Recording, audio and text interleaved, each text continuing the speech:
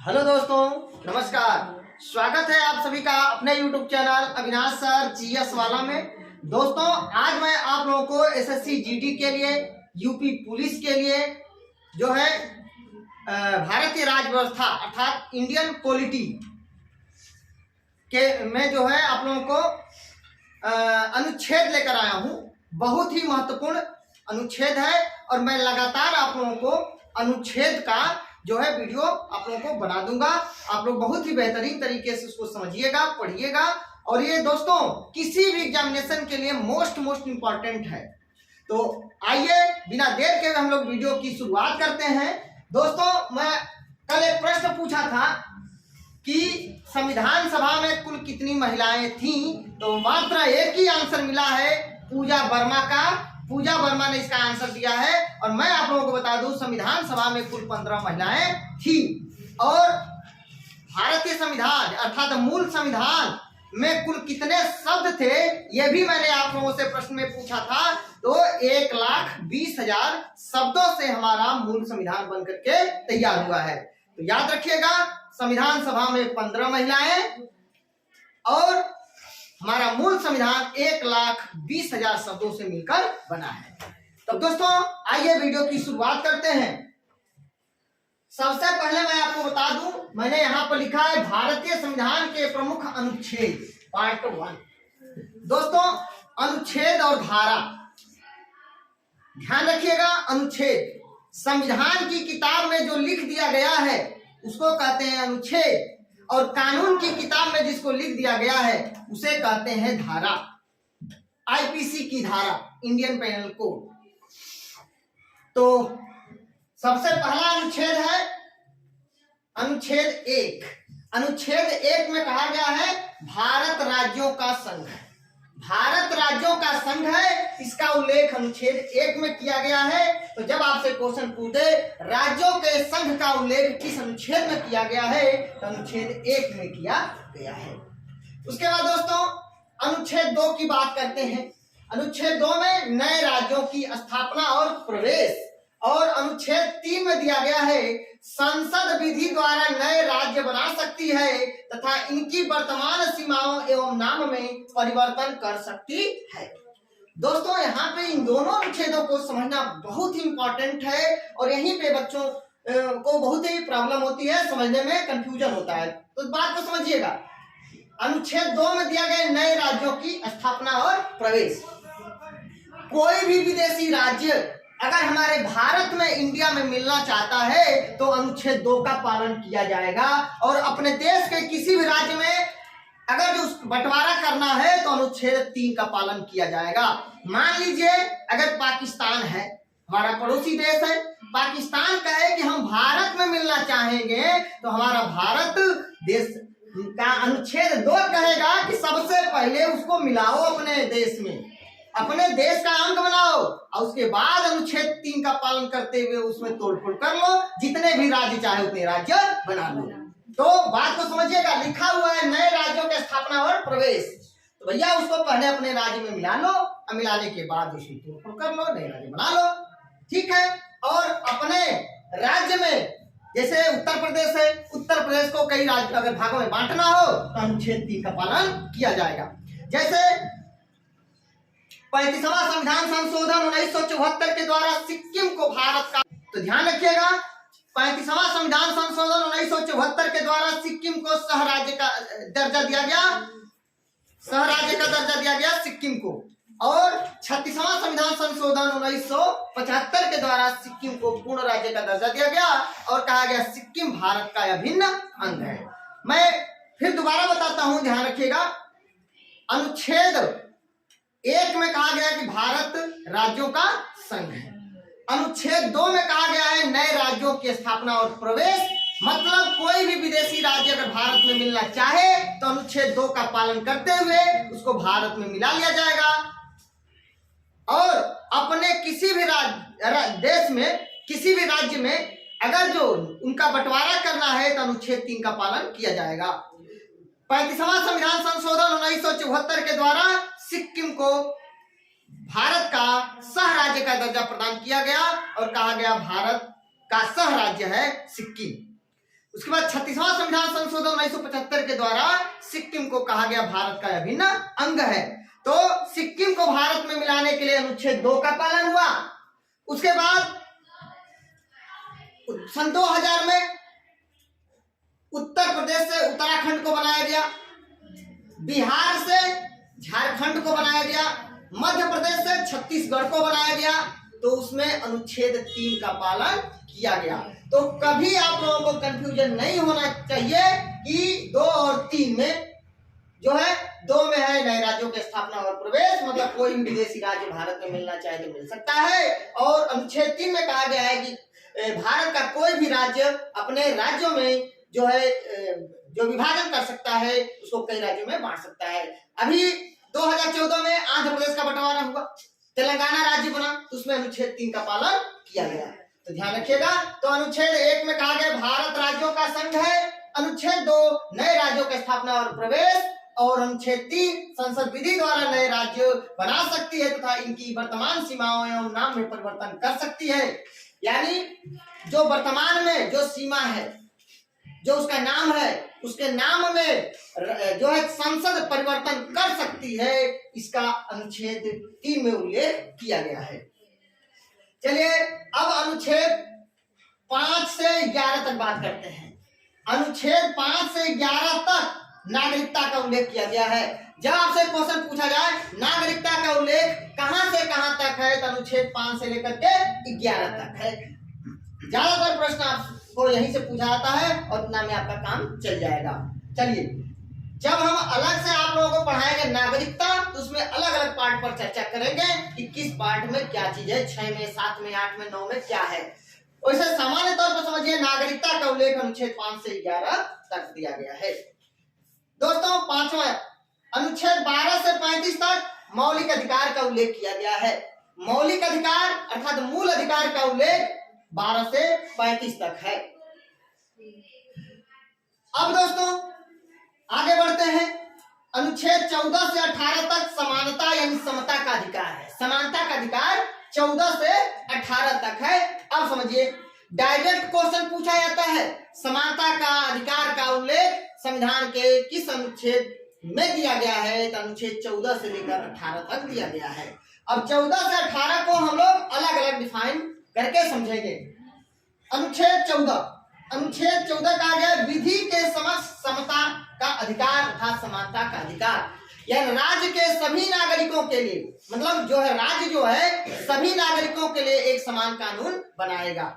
यहाँ पे समता का अधिकार से तात्पर्य है कोई भी अपने देश का या कोई भी विदेशी अगर आएगा तो उसको समानता का अधिकार दिया जाएगा। यहाँ पे ध्यान रखिएगा। तो राज्य जो है सभी नागरिकों के लिए समान कानून बनाएगा, उसी को कहा गया है विधि के समक्ष समता का अधिकार। अनुच्छेद 14। अनुच्छेद 15 की बात करते हैं। धर्म, नस्ल, जाति, लिंग या जन्म के आधार पर भेदभाव नहीं किया जाएगा। मतलब धर्म, नस्ल, जाति, लिंग, जन्म स्थान के आधार पर भेदभाव नहीं किया जाएगा। इसका उल्लेख अनुच्छेद 15 में किया गया है। अनुच्छेद 16 लोक नियोजन के विषय में अवसर की समानता। नौकरी पेशा में जो है रोजगार वगैरह करने के लिए किसी प्रकार का किसी को भेदभाव नहीं किया जाएगा। इसके लिए कुछ आरक्षण दिए जाते हैं SC, ST और OBC को, वह अपवाद है। तो अपवाद स्वरूप SC, ST, OBC को छोड़कर किसी प्रकार का नौकरी पेशा में किसी प्रकार का भेदभाव नहीं किया जाएगा। यानी लोक नियोजन यानी सबके लिए समान अधिकार रहेगा। तो इसका उल्लेख अनुच्छेद 16 में किया गया है।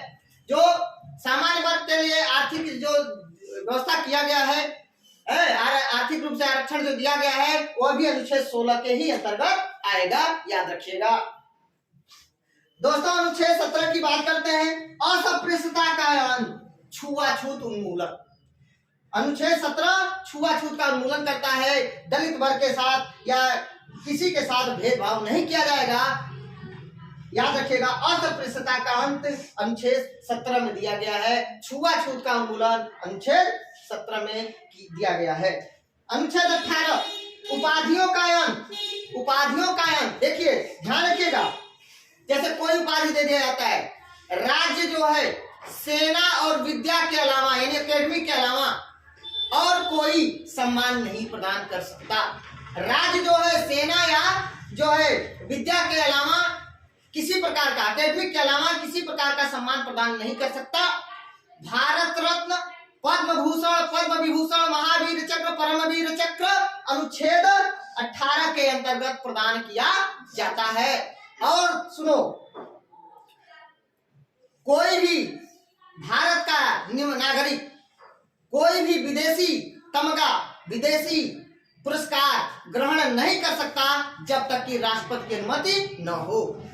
कोई भी भारतीय नागरिक को अगर विदेशी पुरस्कार, विदेशी तमगा, विदेशी सम्मान पाने के लिए राष्ट्रपति की पूर्व अनुमति आवश्यक है। तो बिना राष्ट्रपति की अनुमति के कोई भी भारतीय नागरिक विदेशों से अपना जो है वह उपाधि सम्मान ग्रहण नहीं कर सकता। यह इसका उल्लेख अनुच्छेद 18 में किया गया है। जैसे तो दोस्तों फटाफट हमारे साथ रिवाइज कर लीजिए। अनुच्छेद 1 में राज्यों का संघ है, अनुच्छेद 2 में नए राज्यों की स्थापना और प्रवेश। सिक्किम को भारत में किस अनुच्छेद के अंतर्गत मिलाया गया? अनुच्छेद 2 के अंतर्गत। ठीक है, चलिए उत्तराखंड, झारखंड और छत्तीसगढ़ को किस अनुच्छेद के अंतर्गत राज्य का दर्जा प्रदान किया गया? अनुच्छेद 3 के अंतर्गत। अनुच्छेद 3 के अंतर्गत। नागरिकता का उल्लेख अनुच्छेद 5 से 11 में। अनुच्छेद 5 से 11। मौलिक अधिकार का उल्लेख 12 से 35 में। 12 से 35 में। समता या समानता का अधिकार 14 से 18 में। 14 से 18 में। विधि के समक्ष समता का अधिकार अनुच्छेद 14। अनुच्छेद 14।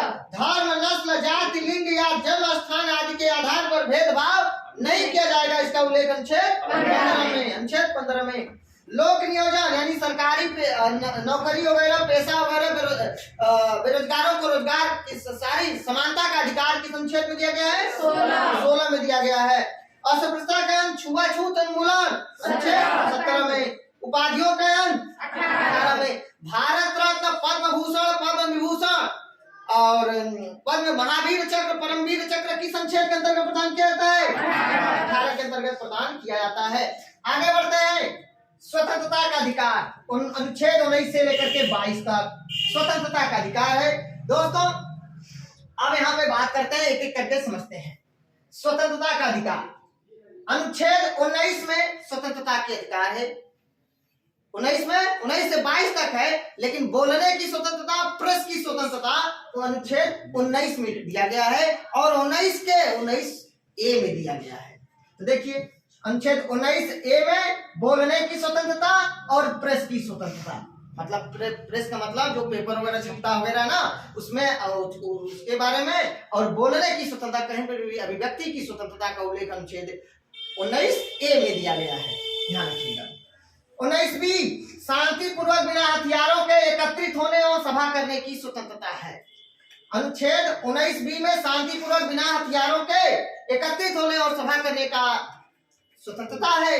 अनुच्छेद 19C में संघ बनाने की स्वतंत्रता है, संगठन बना सकते हैं, संगठन बनाने की स्वतंत्रता 19C में दिया गया है। दोस्तों इसको ABCDEFG इस तरह करके दिया गया है, इसको पेपर में हो सकता है 1 2 3 4 5 6 7 भी करके दे सकता है। तो A की जगह पर 1 हो जाएगा, B की जगह पर 2 हो जाएगा, C की जगह पर 3 हो जाएगा, D की जगह पर 4 हो जाएगा, E की जगह पर 5 हो जाएगा, F के जगह 6 हो जाएगा और G की जगह पर 7 हो जाएगा। खैर F को समाप्त कर दिया गया है 44वें संविधान संशोधन के द्वारा। संपत्ति के अधिकार को जो है कि बना दिया गया है कानूनी अधिकार, तो F को समाप्त कर दिया गया है। चलिए आगे देखते हैं। तो 19C में संघ बनाने की, संगठन बनाने की स्वतंत्रता है। अनुच्छेद 19D में देश के किसी भी भाग में आवागमन की सुविधा है, स्वतंत्रता है। और 19E में देश के किसी भी भाग में निवास करने और बसने की स्वतंत्रता है। और 19F तो समाप्त कर दिया गया 44वें संविधान संशोधन 1978 के द्वारा, और उसको संपत्ति के अधिकार को कानूनी अधिकार प्रदान कर दिया गया है। अर्थात 19F में संपत्ति का अधिकार था, 19(6) में संपत्ति का अधिकार था। 6 नंबर, ठीक है, 19 नंबर का 6 वाला।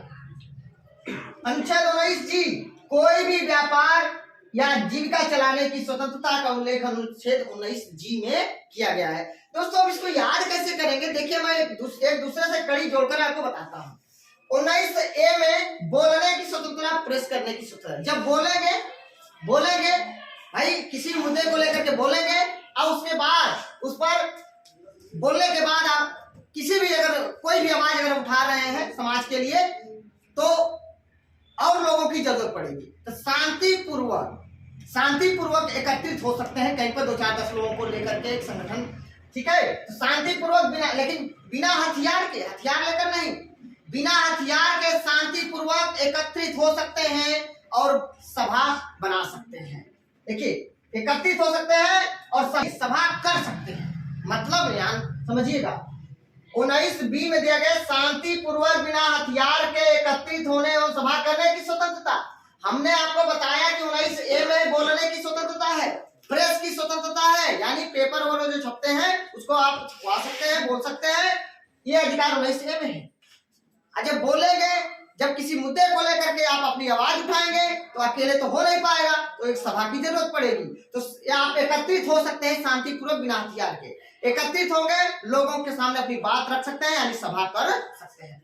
जब सभा करेंगे, लोग इकट्ठा रहेंगे, तो आप मन में आएगा लाओ संगठन ही बना लिया जाए। तो 19C में संगठन यानी संघ बनाने की स्वतंत्रता है।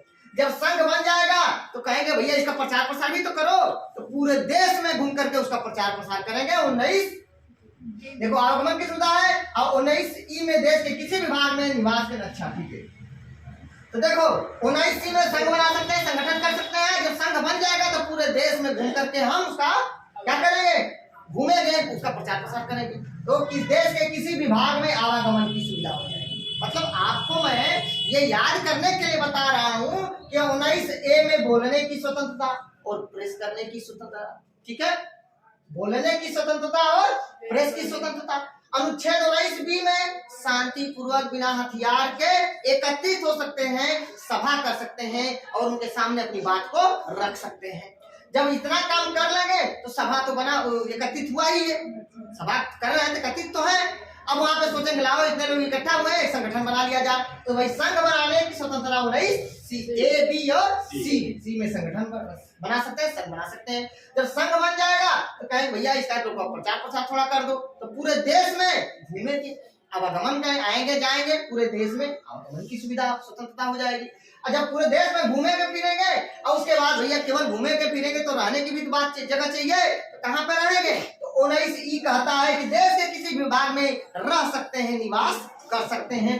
अब तो भैया धन संपत्ति उसको आपको 44वें संविधान संशोधन के द्वारा उसको कानूनी अधिकार प्रदान कर दिया गया है। 19G में जब क्या करेंगे, जब निवास करने लगेंगे, बसने लगेंगे, तो भैया अपने जीविका चलाने के लिए, खाने पीने के लिए भाई कुछ अर्निंग की जरूरत पड़ेगी, तो देश में कहीं पर भी आप कोई भी व्यापार कर सकते हैं या आपके चलाने की, अपने जीविका चलाने की कोई व्यवस्था कर सकते हैं। इसका 19G में है।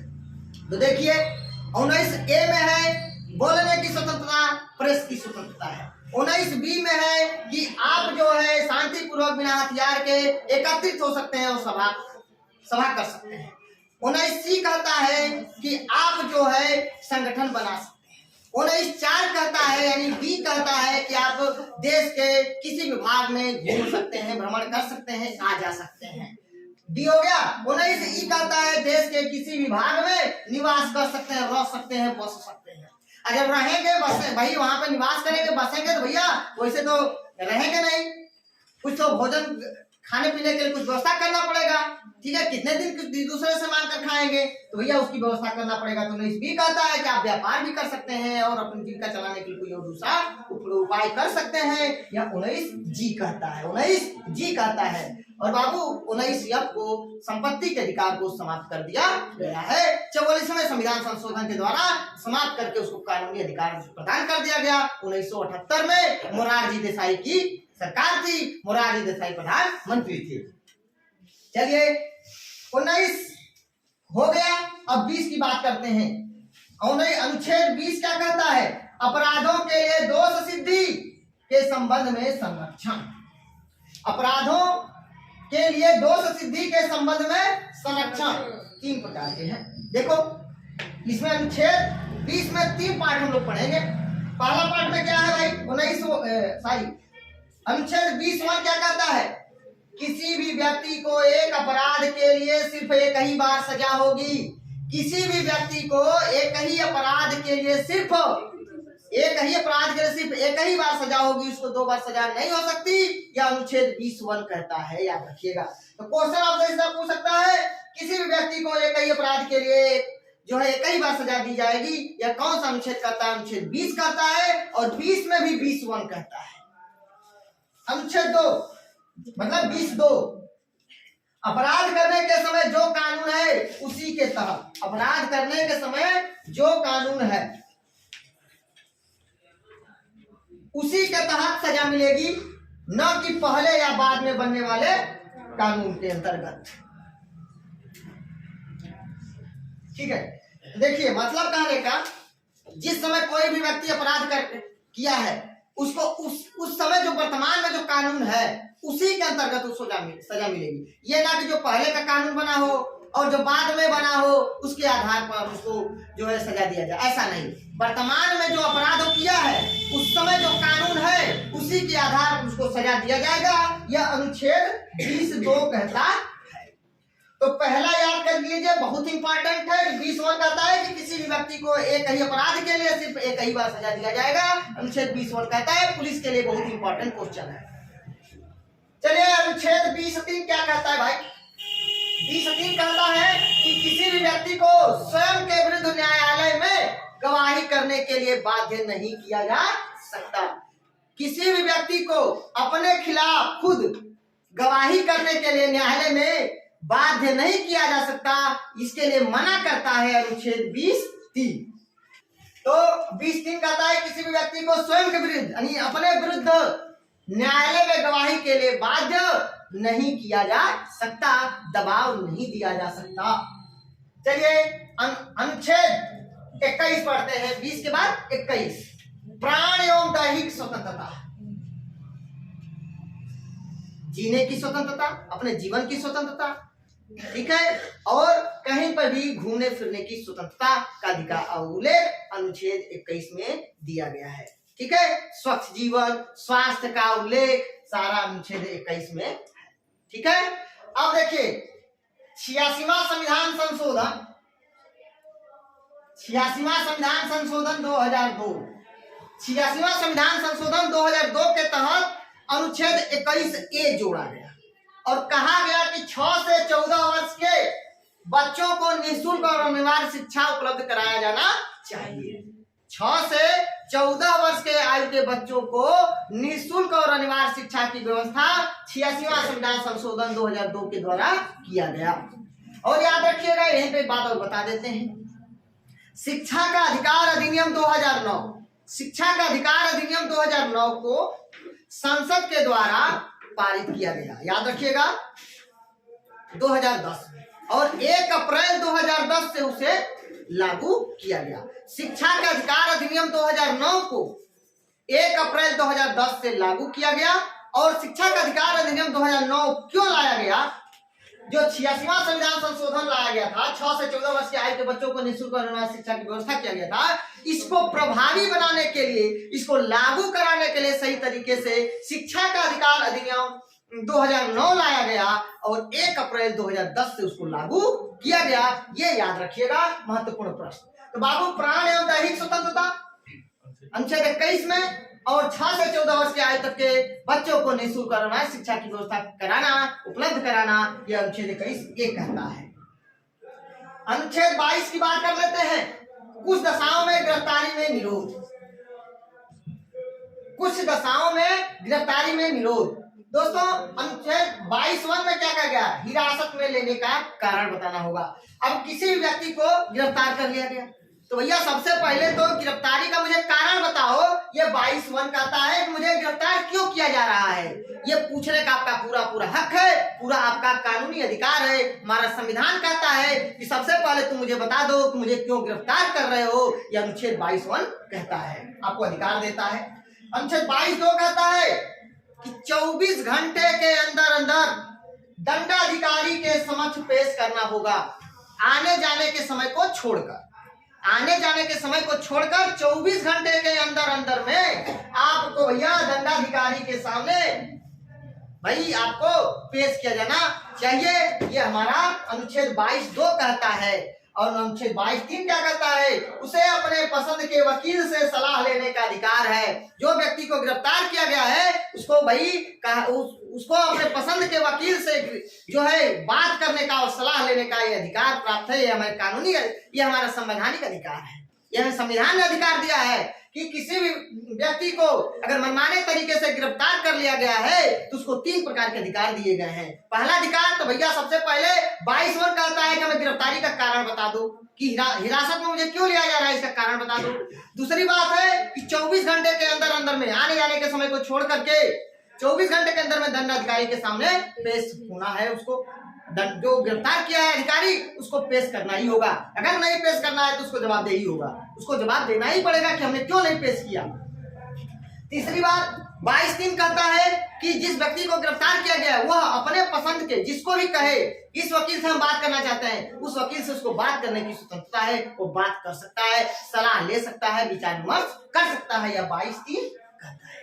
आगे बात समझ में, ये तीनों मोस्ट इंपॉर्टेंट है। पुलिस के पेपर में क्वेश्चन पूछा जा सकता है। 20 वाला और 22 वाला दोनों तीनों याद रखिएगा।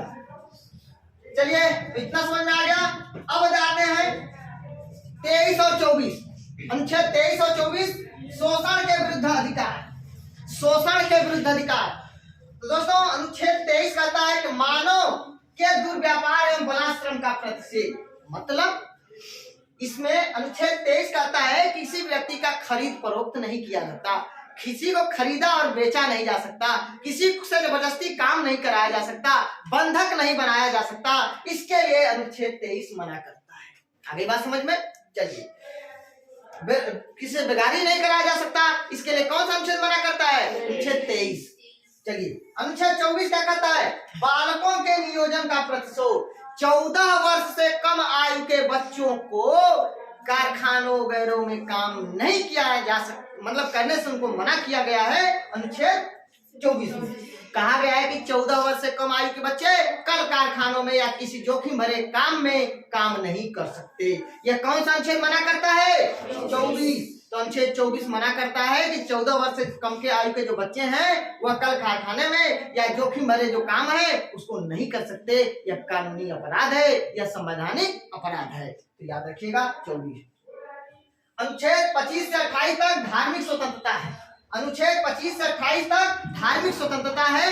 इसके बाद 25 से 28 तक हम लोग कल के वीडियो में आप लोगों को बताएंगे डिटेल्स में। तो तब तक के लिए यहाँ से आप लोग फटाफट रिवाइज कर लीजिए। स्वतंत्रता का अधिकार कहाँ से कहाँ तक है? 19 से 22 तक। बोलने की स्वतंत्रता, प्रेस की स्वतंत्रता 19 से।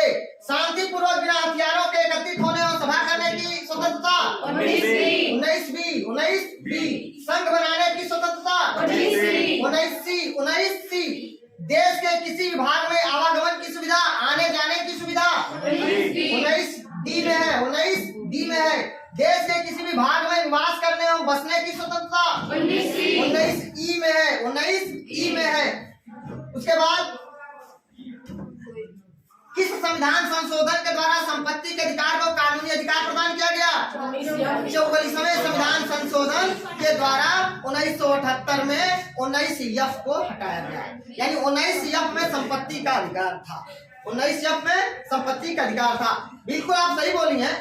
क्वेश्चन एक नया बन सकता है कि किस संविधान संशोधन के द्वारा संपत्ति के अधिकार 19F को हटाया गया? 44वें संविधान संशोधन 1978 के द्वारा किस प्रधानमंत्री के समय में? मोरारजी देसाई के समय में। बिल्कुल सही बोली है निवेदिता, एकदम फर्स्ट क्लास सही आंसर है। बिल्कुल। चलिए आगे बढ़ते हैं कि कोई भी व्यापार या जीविका चलाने की स्वतंत्रता 19 जी में है। अपराधों के लिए दोष सिद्धि के संबंध में संरक्षण 19 20। अनुच्छेद 20 में अपराधों के लिए दोष सिद्धि के संबंध में संरक्षण दिया गया है। चलिए किसी भी व्यक्ति को एक अपराध के लिए सिर्फ एक ही बार सजा होगी, इसका उल्लेख संक्षेप में 20 वर्ष में है। 2 बार सजा नहीं दिया जा सकता उसको, तो याद रखिएगा। जैसे कोई व्यक्ति कोई क्राइम किया है दोबारा अगर वही क्राइम करे तो उसके लिए दोबारा सजा नहीं हो सकती, एक ही बार उसको सजा होगी, याद रखिएगा। अगला क्वेश्चन है अनुच्छेद 20(2) अपराध करने के समय जो कानून है उसी के तहत सजा मिलेगी, न कि पहले या बाद में बनने वाले कानून के आधार पर। जो व्यक्ति कभी भी जो अपराध किया है, जो जिस वक्त किया है, उसी वक्त के कानून के आधार पर उसको सजा दिया जाएगा। चलिए, किसी भी व्यक्ति को स्वयं के विरुद्ध न्यायालय में गवाही करने के लिए बाध्य नहीं किया जा सकता, इसका उल्लेख किसमें है? अनुच्छेद 20(3) में है। चलिए, अनुच्छेद 21 प्राण एवं दैहिक स्वतंत्रता, प्राण एवं दैहिक स्वतंत्रता का उल्लेख किस अनुच्छेद में है? 21(a) में है, सॉरी 21 में है। प्राण एवं दैहिक स्वतंत्रता का उल्लेख अनुच्छेद 21 में है। चलिए, 6 से 14 वर्ष के आयु तक के बच्चों को निःशुल्क और अनिवार्य शिक्षा का व्यवस्था कौन सा अनुच्छेद करता है? 21(a). शिक्षा का अधिकार अधिनियम 2009 को कब लागू किया गया? 1 अप्रैल 2010 को। 1 अप्रैल 2010 को शिक्षा का अधिकार अधिनियम 2009 1 अप्रैल 2010 को लागू किया गया। कि इसका उद्देश्य क्या था? तो इसका उद्देश्य था कि 6 से 14 वर्ष के आयु के बच्चों के लिए जो व्यवस्था किया गया अनुच्छेद 21(a) में, इसको प्रभावी बनाने के लिए, इसको सुचारू रूप से लागू कराने के लिए। चलिए, अनुच्छेद 21(a) को किस संविधान संशोधन के द्वारा जोड़ा गया? 86वां संविधान संशोधन 2002 के द्वारा। चलिए, अनुच्छेद कुछ दशाओं में गिरफ्तारी में निरोध में संरक्षण, अनुच्छेद 22 हिरासत में लेने का कारण बताना होगा, कौन सा अनुच्छेद कहता है? 22वां 24 घंटे के अंदर उसे दंडाधिकारी के समक्ष पेश करना होगा, कौन सा अनुच्छेद कहता है? 22 उसे अपने पसंद के वकील से सलाह लेने का अधिकार होगा, अनुच्छेद 22(3) और शोषण के विरुद्ध अधिकार किस अनुच्छेद में? 24 तक है, जिसमें मानव के दुर्व्यापार एवं बलात्संग का उल्लेख अनुच्छेद 23 और बालकों से संबंधित यानी कल कारखानों में 14 वर्ष से कम आयु के बच्चों को काम करने से मना करता है, कौन सा अनुच्छेद? 24 और किसी से बेगारी नहीं किया जा सकता, बधुआ मजदूरी नहीं कराया जा सकता, जबरदस्ती काम नहीं कराया जा सकता, खरीद फरोख्त नहीं किया जा सकता, इसका उल्लेख अनुच्छेद 23 में किया गया है। और धार्मिक स्वतंत्रता का उल्लेख अनुच्छेद 25 से 28 में है। इसको हम लोग जो कल के वीडियो में देखेंगे। दोस्तों, कल का हमारा जो प्रश्न था, कल के प्रश्न में मैंने पूछा था कि भारत के संविधान में कुल कितनी महिलाएं थी? इसका आंसर पूजा वर्मा ने दिया है 15। और अगला एक और प्रश्न मैंने पूछा था आप लोगों से, वो प्रश्न था कि मूल संविधान कितने शब्दों से मिलकर बना है? इसका आंसर अब तक किसी ने नहीं दिया है। इसका आंसर मैं आप लोगों को बता देता हूँ, 1,20,000 1,20,000 शब्दों से मिलकर बना है। दोस्तों, जो लोग स्क्रीनशॉट लेना चाहे स्क्रीनशॉट ले सकते हैं। दोस्तों, आज का हमारा प्रश्न है कि भारत के प्रथम मुस्लिम राष्ट्रपति कौन थे? भारत के प्रथम मुस्लिम राष्ट्रपति कौन थे? इसका आंसर आप लोग मुझे कमेंट बॉक्स में देंगे। तब तक के लिए दोस्तों, अगर आप लोगों को मेरा वीडियो अच्छा लगे, प्लीज दोस्तों लाइक कमेंट शेयर करके मुझे सूची जरूर करना, और मेरे वीडियो में किसी प्रकार का कोई कमी नजर आए मुझे इन्फॉर्म जरूर करना। आप लोग कमेंट जरूर करिए दोस्तों, क्योंकि आप लोगों का एक एक कमेंट मेरे लिए बहुत ही उत्साहवर्धक होता है, और आप लोगों के एक एक कमेंट से मुझे बहुत ऊर्जा मिलती है, और उसी हिसाब से मैं आप लोगों को वीडियो बनाकर देता हूं और मेहनत करता हूं। मिलते हैं नेक्स्ट वीडियो में, तब तक के लिए नमस्कार, धन्यवाद।